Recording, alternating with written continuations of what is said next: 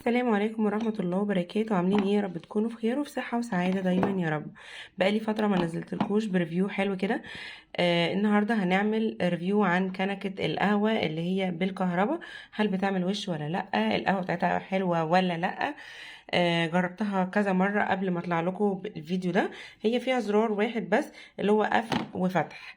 اول حاجة عايزة اقولها عن الكنكة دي انها ما بتاخدش وقت اطلاقا. يعني تعملي القهوة وانت واقفة في جنبها بالظبط وتعملها. وكمان الطعم هنشوفه مع بعض داخل الفيديو. اول حاجة هنحط المعيار القهوة بتاعنا اللي احنا بنستخدمه عادي خالص، وبعدين معيار السكر، وبعدين نكون معايرين الفنجان بتاعنا ميه ونحطه بس كده. نقلب تقلبتين تمام ومحترمين كويس قوي قوي قوي. نحط فيشتنا ولمبتنا منوره تمام. نقلب تاني كمان كده. بتسخن في ثانيه، السائل اللي جواها بيسخن في ثانيه. نخلي بالنا ان دي بلاستيك، واللي تحت بس هي الاستانلس. القاعده هي بس الاستانلس.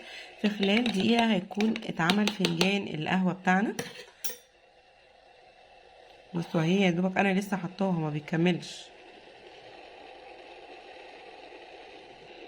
معلومه على السريع قبل ما القهوه خلاص تبدا، قبل ما تصبيها على طول تروحي شايله الفيشه، لاني لاخر حبه بينزلوا فيها، يعني اخر نقطه في القهوه كده بتلاقي القهوه هتشيط تحت. طالما انت معايره على نفس المعيار كده القهوه بتاعتنا ابتدت، هروح شايله الفيشه. نبدا نصب بعد ما شيلنا الفيشه.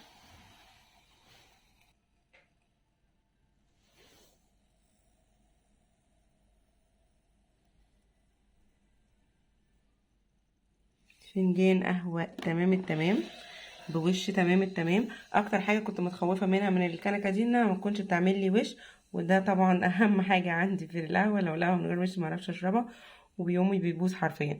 نلحق بقى نروح غسلينها على طول كده بمية عادية قبل ما الحبة دول يسخنوا فيها مثلا او يعملوا وشياط في البداية. نغسلها عادي كده من جوه سريعا، بتتغسل بدون اي مجهود، ونرجعها نستخدمها تاني وتالت وبألف هنا. ودي كانت تجربتنا النهاردة مع كنكة القهوة، الكنكة الكهربائية بتعمل وش. القهوة بتاعتها حلوة جدا جدا، بديلة ليكي بدل ما تستني كتير على النار وتهدية النار والكلام ده. النار العالية بتاعتها او السرعة بتاعتها دي ما بتأثرش على طعم القهوة نهائي. انصح ان انتوا تجيبوها ولا لا؟ انصح جدا ان انتوا تجيبوها. وبألف هنا لعشاق القهوة الجميلة دي.